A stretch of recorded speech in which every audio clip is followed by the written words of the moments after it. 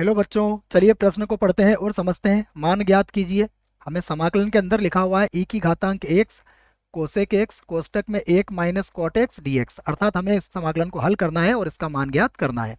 प्रश्न को हल करने से पहले प्रश्न के लिए हम मुख्य अवधारणा लिख लेते हैं, जिसकी सहायता से इस प्रश्न को हल किया जाएगा। तो प्रश्न की अवधारणा मुख्य अवधारणा में हम प्रश्न से संबंधित एक सूत्र लिखेंगे, और यह मानक समाकलन ही है एक तरीके से। यह है ई की घातांक x F x plus F dash x d x. इसका जो समाकलन होता है वह होता है ई की घातांक एक्स एफ एक्स और प्लस हो जाएगा सी। तो यह सूत्र आपको इस प्रश्न के लिए याद रखना है। दूसरा सूत्र आपको याद है अवकलन के लिए। हम जानते हैं डी बटा D x cosec x. Cosec x का जो अवकलन होता है वो होता है माइनस का कोसेक एक्स गुणा कॉट एक्स। इसका प्रयोग भी हम यहाँ पर करेंगे। आइए प्रश्न को हल करते हैं और इसको आई के बराबर सबसे पहले मान लेते हैं। तो माना हमारा जो प्रश्न है वह किसके बराबर है? आई के बराबर है। तो आई के बराबर देखिए क्या हो जाएगा, ई की घातांक एक्स, उसके बाद है कोसेक एक्स और कोष्टक के अंदर है 1 माइनस कॉट एक्स और डी एक्स।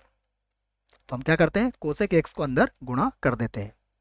तो ये हो जाएगा ई की घातांक एक्स और कोष्टक के अंदर हो जाएगा कोसेक एक्स और माइनस का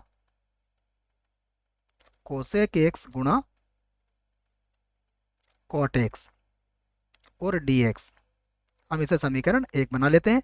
और यहाँ देखिए हम स्पष्ट रूप से देख सकते हैं कि कोसेक एक्स को अगर अवकलन करेंगे तो minus cosec x cot x हमें मिल जाएगा। तो इस आधार पर हम एफ एक्स बराबर किसको मान लेंगे? कोसेक एक्स को। तो मैं इस बात को लिख लेता हूं कि माना एफ एक्स जो है वह किसके बराबर है? कोसेक एक्स के बराबर है। तब मैं इसका अवकलन करता हूं एक्स के सापेक्ष। तो ये हो जाएगा एफ डैश एक्स, और कोसेक एक्स का अवकलन क्या होता है? माइनस का कोसेक एक्स गुणा कॉट एक्स। दोनों ही मान हमने ज्ञात कर लिए हैं। अब हम समीकरण 1 की सहायता से आई का मान को आगे हल कर सकते हैं। तो अब देखिए आप आई बराबर क्या होगा,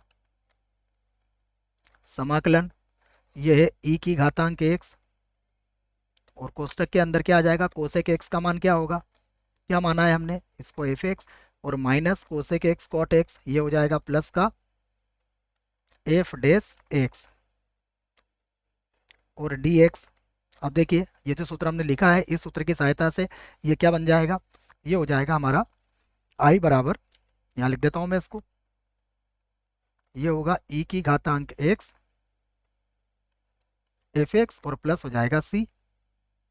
तो आई बराबर ई की घातांक एक्स तो वैसे लिख देंगे हम, और एफ एक्स हमने किसको माना था? एफ एक्स हमने माना था कोसेक एक्स को, और प्लस कितना होगा? सी। और यही हमारे प्रश्न का उत्तर होगा। आशा करता हूं आपको इस प्रश्न का उत्तर समझ में आया होगा। धन्यवाद।